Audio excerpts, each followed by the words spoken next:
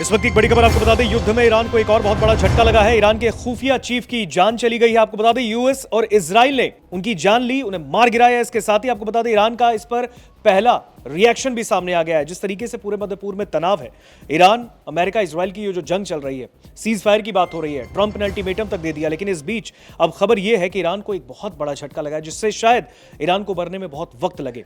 इस खबर पर बातचीत के लिए हमारे साथ सोनम है। सोनम, जो हालात अभी पूरे मध्य पूर्व में है और ऐसे में एक और बहुत बड़ा झटका, कई ईरान के नेताओं की एक के बाद एक मौत, कई ऐसे सेना के जो प्रमुख रहे उनकी भी जान जाना, ईरान एक तरीके से उस टाइम को देख रहा है, उस दंश को झेल रहा है जिससे शायद उबरने में सालों लग जाए उसे। बिल्कुल, यहाँ पर ऋतिक, जब खामेनेई की मौत हुई थी उसके बाद ही हमने देखा कि ईरान ने जो अपने हमले थे वो और ज़्यादा तेज़ कर दिए थे। ईरान अब यहाँ पर जो खामेनेई की मौत और जो उसके नेताओं की मौत हो रही है उसका बदला लेने के लिए उसने सीधे तौर पर ये कहा था कि जब तक हमारे नेताओं, जब तक खामेनेई की मौत का बदला हम नहीं ले लेंगे तब तक हम नहीं रुकेंगे, और जो दुश्मन है उनको जब तक झुका नहीं देंगे तब तक ईरान रुकता हुआ नजर नहीं आएगा। अब यहाँ पर यह सवाल उठ रहा है कि जो IRGC के खुफिया संगठन के प्रमुख हैं माजिद खादिमी, जिनकी मौत की खबर निकलकर सामने आई है, क्या इसके बाद अब ये जंग और ज़्यादा जो विध्वंसक है वो होते हुए मिलेगी?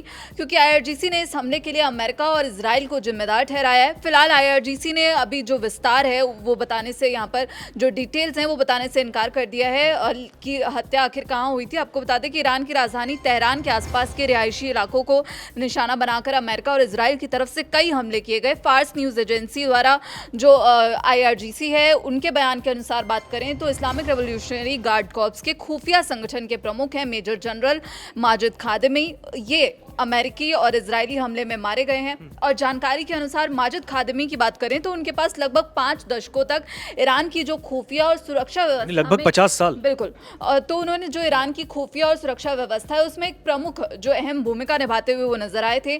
खादिमी ने खुफिया और सुरक्षा के क्षेत्रों में क्रांति, व्यवस्था और साथ ही इस्लामी मातृभूमि की ईमानदारी और साहस के साथ लगभग आधी सदी तक महत्वपूर्ण, स्थायी और शिक्षाप्रद योगदान दिया है। यानी कि यहाँ पर ये ईरान के लिए एक बहुत बड़ा नुकसान है। खामेनेई की जो मौत हुई थी उसका अभी जो दर्द है वो फिलहाल ईरान झेलता हुआ नजर आ रहा है, लेकिन इसी बीच एक और जो खुफिया जो यहाँ पर संगठन के प्रमुख हैं उनकी मौत से ईरान को अब एक और बड़ा झटका यहाँ पर लगता हुआ दिख रहा है। ईरान का इस पर बयान भी आया है। ईरान ने दरअसल इस निधन की पुष्टि की है। ईरान ने इस हमले के लिए अमेरिका और इजराइल को जिम्मेदार ठहराते हुए देश को अस्थिर करने की साजिश बताया। ईरान ने जो खादिमी की मौत हुई है, जो एक्सपर्ट्स लगातार कह रहे हैं कि ये बहुत बड़ा नुकसान है, वही ईरान ने यहाँ पर दोहराया कि बहुत बड़ा नुकसान हुआ है और कहा कि उनकी विरासत देश की सुरक्षा नीतियों को आगे भी दिशा देती रहेगी। उनके अंतिम संस्कार को लेकर जल्द ही आधिकारिक घोषणा की जाएगी।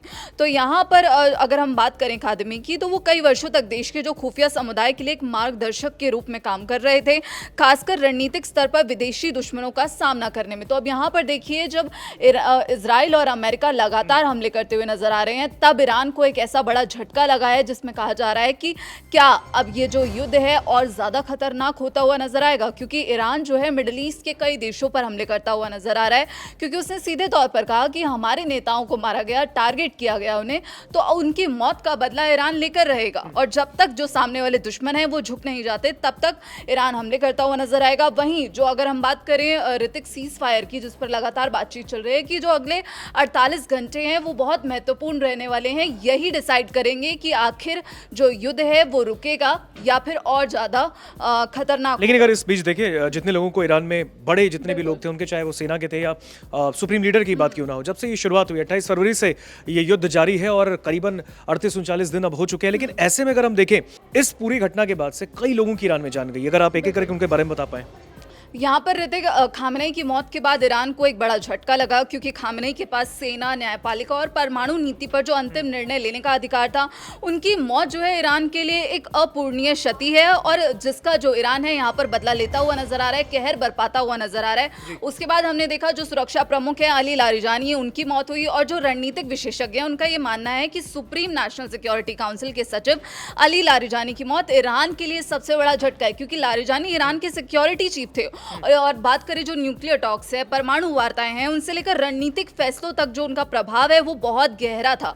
इससे पहले संसद के स्पीकर भी रह चुके थे। वहीं अगर रक्षा मंत्री की बात करें तो उनकी मौत भी हुई, नासिर जादे की, और इसे भी जो एक्सपर्ट्स हैं वो एक बहुत बड़ा ईरान के लिए जो झटका है उसके तौर पर देख रहे हैं। वो वायुसेना के अनुभवी अधिकारी और ईरान के आधुनिक ड्रोन प्रोग्राम के मुख्य सूत्रधार थे, तो ये एक बहुत बड़ा झटका ईरान को लगा। फिर उसके बाद IRGC कमांडर मोहम्मद पाकपोर का खात्मा, जिससे ईरान को बड़ा झटका लगा। और ये जो पाकपोर थे वो आंतरिक सुरक्षा और सैन्य अभियानों के मास्टरमाइंड माने जाते थे। तो यहाँ पर जो बड़े बड़े जो नेता हैं उनको अब जो हम बात करें कि टॉप लीडरशिप को अमेरिका और इजराइल टारगेट करते हुए नजर आ रहे हैं। वहीं हॉर्मुज की बात करें तो अली रेजा तंगसेरी की मौत भी ईरान के लिए बड़ा झटका था, क्योंकि वो यहाँ पर जो हॉर्मुज को जो नौसेना कमांडर थे अली रेजा तंगसेरी, वो भी मारे गए। वो हॉर्मुज की देखरेख कर रहे थे, क्योंकि इस वक्त हॉर्मुज जंग का अखाड़ा बना हुआ है। तो जो नाकेबंदी ईरान की तरफ से की गई है वो बिल्कुल वो, और इस तरीके से इतनी बड़ी सैन्य अधिकारियों का एक के बाद एक जाना ईरान की सैन्य शक्ति के लिए बहुत बड़ा झटका है।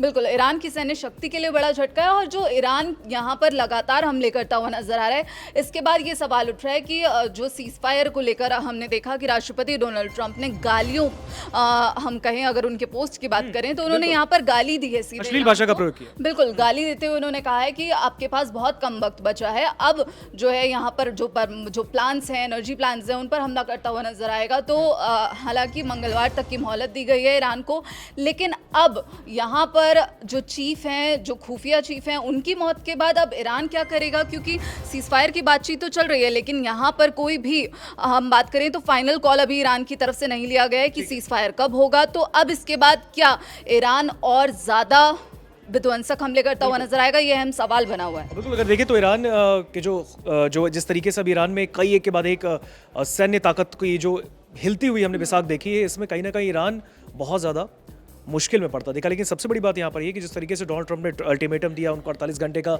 वक्त और सीज फायर करीबन जो है करने की बात ट्रंप ने कही है। लेकिन ऐसे में अगर हम देखें तो इस वजह से, क्योंकि ईरान ने सबसे पहला काम ये किया, उसने स्ट्रेट ऑफ हॉर्मुज के रास्ते को बंद किया, जिसकी वजह से पूरी दुनिया में मानो हलचल हो गई, क्योंकि वही एक ऐसा रास्ता था जहां से करीबन 60 से 70% तेल जो है वहां पे आयात होते हैं। तो अगर ऐसे में हम देखें तो स्ट्रेट ऑफ हॉर्मुज ये एक वो रास्ता है जहां पर दुनिया का लगभग 20 से 30% का जो ऑयल का जो रास्ता है, जहां से तेल के टैंकर आते हैं, वहां से होकर गुजरते हैं। ईरान ने उसे ही ब्लॉक किया। उसके बाद अगर आप देखें तो अब इस लड़ाई के खत्म होने के आसार अभी दिख रहे हैं, लेकिन सबसे बड़ी चीज़ ये है कि जब तक ये युद्ध पूरे तरीके से खत्म ना हो, सीज फायर ना हो, तब तक इस पूरे लड़ाई में कुछ भी कहना बहुत बड़ी जल्दबाजी होगी। फिलहाल इस पूरे खबर पर आपका क्या कहना है, कमेंट सेक्शन में बताइए।